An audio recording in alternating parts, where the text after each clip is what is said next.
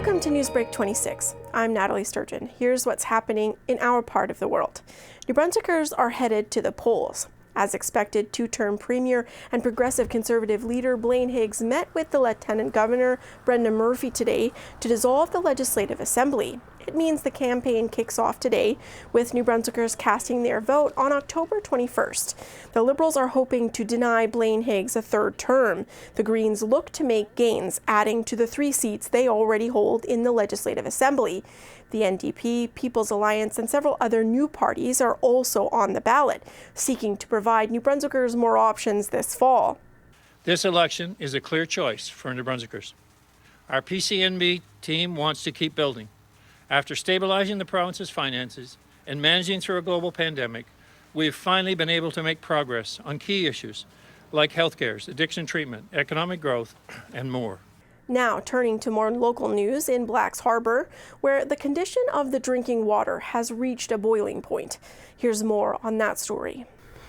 The water supply in Blacks Harbour has been an ongoing issue for over a year. Eastern Charlotte councillor Adam Hatt brought samples of that water. One was brown and full of sediment, the other yellow. Hatt also brought water from a separate cooler for comparison.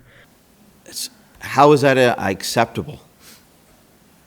So I'm going to ask, this is chlorinated water. Would anybody on council like a glass of this and drink this?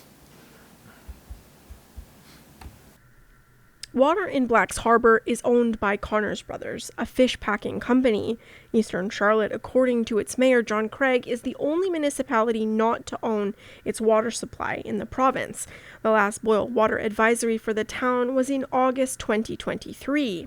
This is 54 weeks later. The water's not fixed. It needs to be fixed. We're charging residents for this, and that's unacceptable. You can't, to me, I'm not drinking this.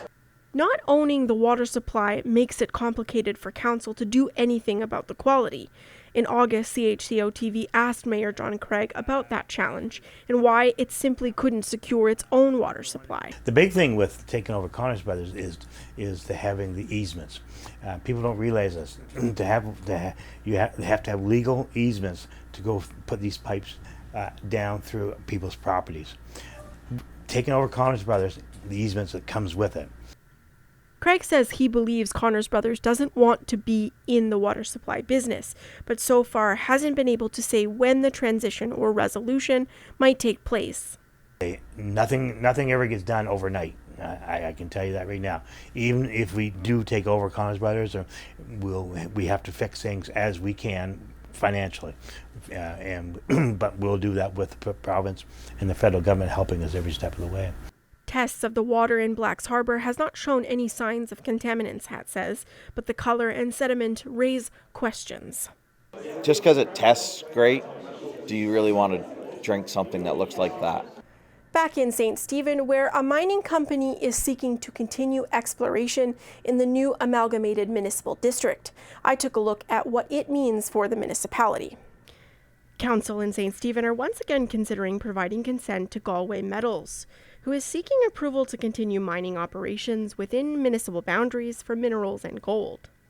Municipal consent is required because the area where the company is drilling was absorbed in amalgamation. It's my understanding this counts as the last piece in the puzzle, and this request comes to us once they've met the requirements to go before the Department of Environment and all of the other departments that may be involved in people exercising their exploration rights under their state claims. So I'm not sure. This is, from my understanding, when it's an exploration claim like this, council is more a formality. Chief Administrative Officer Jeff Renaud told council at the time it is complicated and that consent is required under the Act, but says prior approvals were already given before the new municipal boundaries were drawn through amalgamation. Yeah, eventually it's probably going to happen, but you got to realize when this was approved before, the municipal areas weren't part of the town. So there was no consultation to anybody in the rural areas. Now that the rural wards are part, then they've got somebody to speak for them, somebody to actually look out for them. Galway was brought back to Committee of the Whole to present on its work. The property is owned by J.D. Irving Limited near St. David's Ridge Road, Glendenning Road, and a private Irving Road. Drilling would take place 12 hours a day, 7 days a week. Same setup. Exploration Manager Rob Richard filled council in on the process, showing the project was reviewed by 2 government departments and the professional association representing engineers and geoscientists in the province. He was able to discuss the process, including should any water source be contaminated. So far, I've been doing this for 20 years, and I've never seen a significant change in the water. It is unclear when council could vote on consent for the company. That's our news for now. I'm Nathalie Sturgeon. For more, visit CHCO-TV on YouTube. A news and public affairs production of CHCO-TV, New Brunswick's only source for independent community television.